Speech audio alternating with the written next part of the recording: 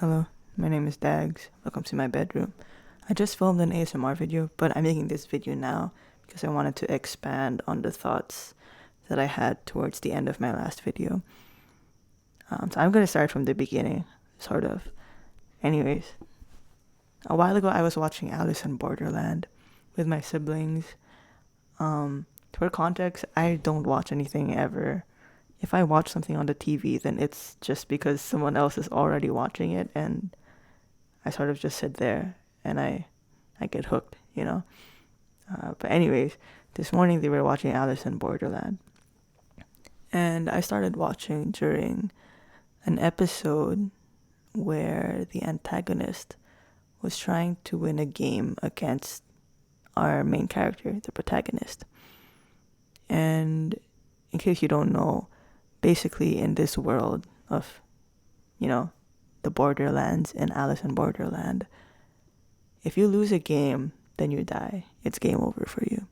So during this game, the villain, or the antagonist, she's trying to get into the main character's head and manipulate him into forfeiting the game, which would mean game over and he dies. And the way she's doing that is by repeatedly asking him, like, what's your reason for living? Why are you alive? Like, what's your purpose? She was just, like, giving him a freaking existential crisis, just bombarding him with these questions in her sweet voice. And so the main character ends up being like, shit, you have a point. And he starts thinking, like, I have no reason to live. I have no reason to live. And so he's really close to forfeiting the game. He's really close to giving up. And as expected, our female lead, she sort of swoops in, saves the day. Sorry if this is a spoiler, but to be fair, Alice in Borderland has been out for a while, so that's on you. But anyways, I'm sorry. She snaps him out of it, and it's a big dramatic moment. I'm not gonna describe it, but she snaps him out of it. And the thing that she says is, basically she said, boy, you don't need to have a reason to be alive. Like, everyone's gonna have a different answer to that question.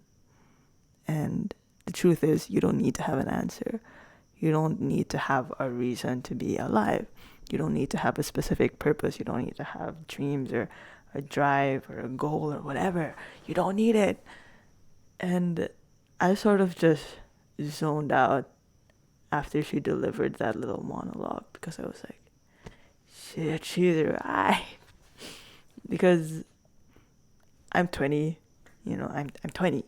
And when you're at this age, you're sort of, like, the built-in existential crisis just sort of blooms into your system, just sort of like consumes you a little bit. So I have been asking myself those same questions, like, why am I here?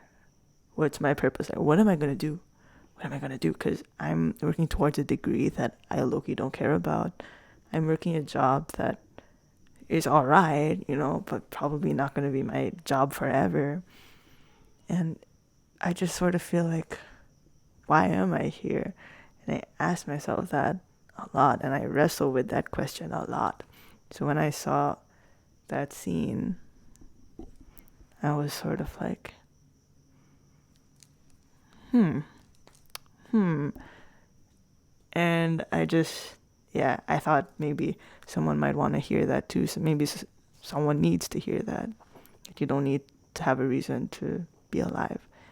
And that reminds me of, I believe it's Absurdism by the philosophy that was created by Albert Camus. And basically, it's this belief that life has no meaning, and it's up to you to give meaning to your life. I think I never really studied it completely, so I can't say that with 100% certainty. Is it absurdism or existentialism? Nihilism? I don't know anymore. It's one of the isms. I can tell you that for sure. But yeah, it's that belief that life is meaningless, but not in a sad way. Like, life is pointless. Life is meaningless, so do what you want. Like, just live, you know? And I resonated with that heavy because, again, I am the kind of person who sort of wants an answer for everything. I'm an overthinker. That's sort of gone away ever since I started taking meds for my anxiety. Thank God. But at heart, I would say that I'm still the kind of person to ponder. You know that picture of the cat that's like sitting and it's like this? Just like thinking, I'll pin it on the screen if I can find it. But yeah. And anyways, this whole topic of like not having a reason to live, it reminded me of this other thought that I had a few days ago. And the thought was something like, it's more of an observation. And I observed that a lot of people are sort of robbing themselves of humanity, like human experiencing what it's like to be human. And that made me think, if you're religious, I personally am not religious. Like, I have a religion on paper, but I'm not religious, you know? Anyways, the thought was something like, how can we worship our Creator, the one who gave us life, if we never live it? Does that make sense? How can we worship the Creator of life if we don't live it? You know, like the life that thing, that entity, that the guy gave us. Because I was thinking, if I were God and I gave my creations like all of these cool things to experience and they hold themselves back from it, then I would be kind of insulted, you know? Like when you build your pet cat, like one of those treehouse thingies, and they never sleep in it, they never play in it or anything. It's like, all of that for what? I don't know. I feel like, like, just live, you know? That's basically what I'm getting at. Like, just live. Just live. Let yourself live. Let yourself experience things. You don't need a reason. You know, life isn't like... I remember someone comparing it to a book. Instead of thinking of it as like one whole story with a very straightforward plot, like this and goal and then end. Think of it as like chapters. You know, each chapter can be a different story. It doesn't all have to be leading up to this one thing. Does that make sense? Am I making sense? I hope I'm making sense. I think I'm making sense. But yeah. And I guess it seems kind of obvious because, like, yeah, we're not book characters. Obviously, our lives are way more complex than that of the characters on TV or in our books. But I think internally a lot of us forget that, and we think that we need to be striving towards one main thing, or that we should have one thing that our entire life revolves around. For example, a career, or marriage, a family, whatever, religion even. And I just don't think that should be the case, you know? Again, if I were God, if I were the creator, then I would want my creations to have fun. I would want them to like do shit with my other creations. Which is why I feel like it doesn't make any sense to restrict ourselves so much, especially when it's in the name of religion. And, you know, for example, and listen, I'm not talking about stuff like, oh, you know, why should I hold myself back from harming other people? Because you shouldn't harm it. I don't know. You shouldn't harm other people. Like, I feel like that should be something that's just like a default setting, you know, to not to know that it's not right to hurt other people. But I feel like that's something for another video. I'm talking about things like pleasure. When I say the word pleasure, what comes to mind?